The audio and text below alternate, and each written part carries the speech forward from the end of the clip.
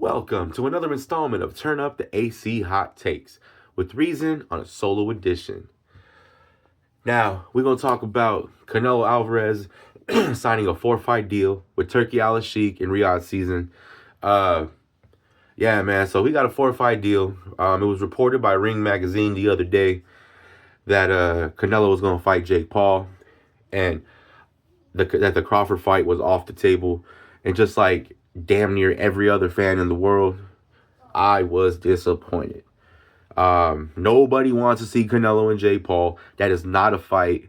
That is an event. That's entertainment to casuals. That's not a boxing fight. That's not a boxing match. That's not something that pure fans of the sport should want to see. It's an embarrassment to the sport of boxing, if you ask me.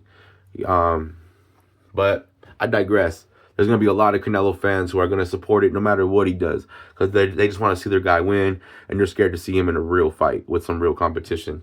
I'm not saying he always was like this because once upon a time, Canelo was out there fighting everybody. Canelo was out there.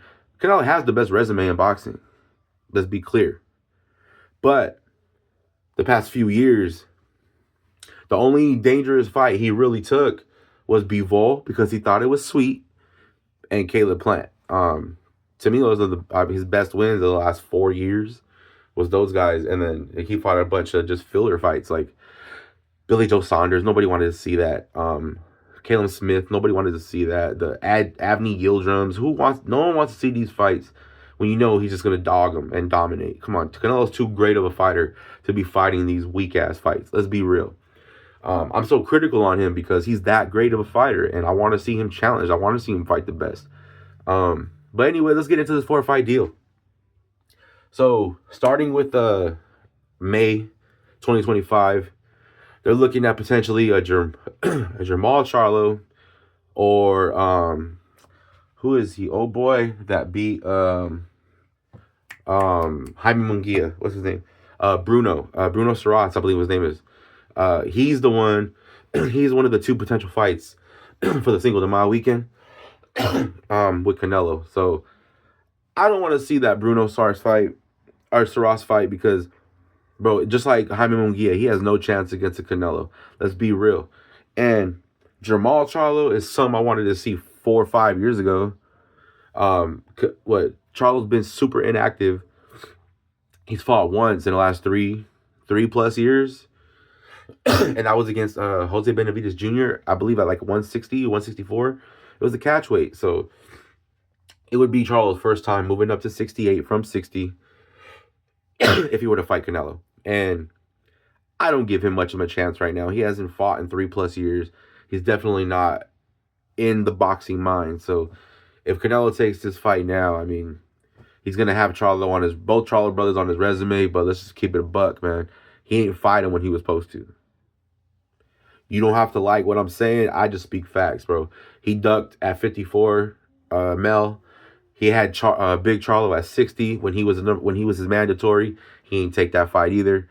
But now he wants to take those fights now because he's going to smoke whoever he fights in May. He's going to smoke Jamal or he's going to smoke Bruno. Let's just be real. Now, the positive note, we're still getting Crawford and Canelo in September. Now, a lot of y'all think that's going to be a great fight. I personally don't. I think it's going to be entertaining for as long as it lasts. But as far as, I don't think it's going to distance. I see it as a long night for Terrence Crawford. Now, we're going to talk about that more, obviously, in depth as we get closer. But I just wanted to touch on it a little bit. Weight classes are made for a reason. And I just want to say, Jermell Charlo moved up from 54 to 68. And at 154,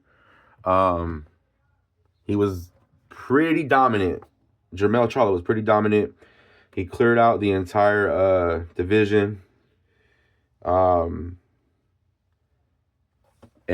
when he went up to 68 to fight Canelo, he couldn't do nothing with him. He had no power for him. He couldn't take Canelo's shots. He went into survival mode. And that's the reason why I say Crawford is going to get KO'd. Because Crawford will not go into survival mode. I believe If Crawford can't take the power from Canelo, he's going to stand on his business and swing until he goes down. I don't see Crawford going into survival mode. He's too great of a fighter. He's too much of a dog for that, straight up. But that's why I think he's probably going to get KO'd. And we'll go more in depth on that as we get closer to the fight, like I said. Early 2026, May timeframe, February timeframe. The potential opponents for Canelo at that time, we're looking at Dimitri Bivol, Chris Eubank Jr., and Hamza Shiraz. I'm not too familiar with Shiraz. I have to look into him more. But Chris Eubank Jr., I ain't trying to see that. I'm all for a Bivol rematch if that goes down. But if Bivol gets beat by Beterbiev on the 22nd, how is that? And what's Bivol going to do second half of 2025 before a Canelo fight, if that potentially does happen.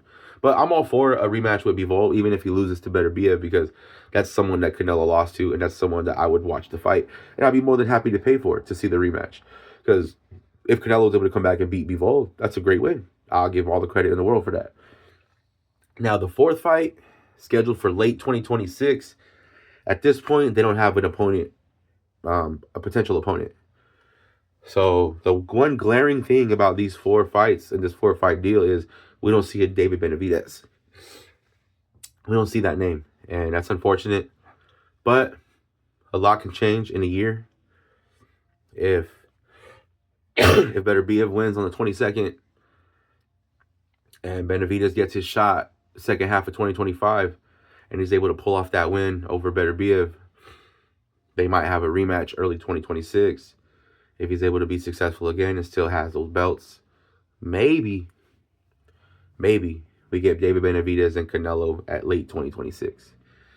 If it don't happen then, we ain't never going to get it, straight up. But I'm going to try to keep hope alive for that because, money talks. And if Turki Al-Sheikh is dealing with Canelo, he's got the money to make these fights happen. So if he could touch that number that Canelo wants for his retirement, then we might, get Benavidez and Canelo. But I just want to talk a little bit about these fights that are, this 4-fight deal with Canelo Alvarez and what potentially is going down next.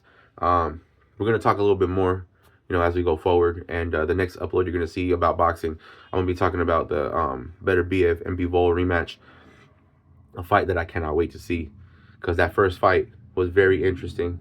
And when I talk about the Beterbiev and Bivol fight, I'm going to give a little recap of the first fight and then what I think is going to happen in their second fight. So until then, there's been Reason. Turn up the AC Hot Takes. I wanted to give my thoughts on Canelo's 4-fight deal with Turki Al-Sheikh. Until next time, there's been Reason. Turn up the AC Hot Takes. We're out.